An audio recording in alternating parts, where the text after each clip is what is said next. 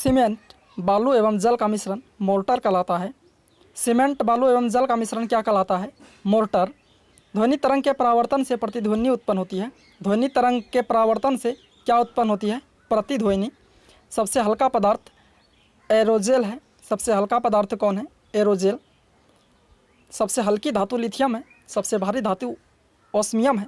और सबसे कठोर पदार्थ हीरा है। दाब बढ़ने से द्रव का क्वथनांक बढ़ता है। दाब बढ़ने से द्रव का क्वथनांक क्या होता है? बढ़ता है। पृथ्वी के चुंबकीय ध्रुव पर नीति कोण 90 डिग्री होता है। पृथ्वी के चुंबकीय ध्रुव पर नीति कोण का मान क्या होता है? 90 डिग्री।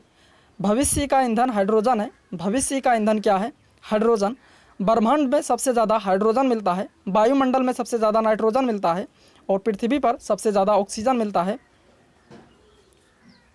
रेडियो तरंग की चाल 3 × 10⁸ मीटर प्रति सेकंड होता है। रेडियो तरंग की चाल क्या होती है? 3 × 10⁸ मीटर पर सेकंड। सोल्डर सीसा तथा टीन का मिश्र धातु है। सीसा तथा टीन की मिश्र धातु है सोल्डर। सोल्डर किसकी मिश्र धातु है? सीसा और टीन की। डिप्थीरिया से प्रभावित होने वाला अंग श्वास नली गला है। डिप्थीरिया से प्रभावित होने वाला अंग कौन है? श्वास नली गला। प्रकाश की तरंगे अनुप्रस्थ तरंगे होती है। प्रकाश की तरंगे क्या होती है? प्रकाश की तरंगे अनुप्रस्थ तरंगे। और ध्वनि तरंग जो है अनुदैर्ध्य तरंग होती है। हवा का बुलबुला अवतल लेंस जैसा कार्य करता है। पानी में हवा का बुलबुला अवतल लेंस की भांति कार्य करता है। अम्लीय वर्षा का मुख्य घटक SO2 तथा NO2 है। अम्लीय वर्षा का मुख्य घटक क्या है? सल्फर ऑक्साइड तथा नाइट्रोजन ऑक्साइड है। SO2 तथा NO2। कपास के लिए उपयुक्त काली मिट्टी में मार्टिलो नाइट्राइट की अधिकता होती है।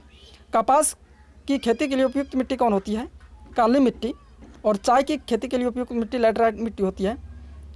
कपास के लिए उपयुक्त काली मिट्टी में क्या होता है? किसकी अधिकता? मार्टिलो नाइट्राइट की अधिकता होती है। पटाका मकाऊ देश की मुद्रा है। पटाका किस देश की मुद्रा है? मकाऊ देश की। मकाऊ देश की मुद्रा क्या है? पटाका। यू आकार की झील का निर्माण हिमानियों से होता है। यू आकार की झील का निर्माण किससे होता है? हिमानियों से। सूरी नाम का पुराना नाम डच युगाना था। डच गुआना था या गुयाना। सूरी नाम का पुराना नाम क्या था? डच गुयाना था। हरिकेन चक्रवात का संबंध कैरिबियाई सागर से है। हरिकेन चक्रवात का संबंध किससे है? कैरिबियाई सागर से। श्रीलंका के घास के मैदान को पटाना कहा जाता है। श्रीलंका के घास को मैदान को क्या कहा जाता है? पटाना। श्रीलंका के घास के मैदान को पटाना कहा जाता है। गंगा की सबसे बड़ी सहायक नदी यमुना है। गंगा की सबसे बड़ी सहायक नदी कौन है? यमुना। गंडक नदी भी गंगा की सहायक नदी है। वेलिंगटन ट्रॉफी नौका दौड़ से संबंधित है। वेलिंगटन ट्रॉफी किससे संबंधित है? नौका दौड़ से।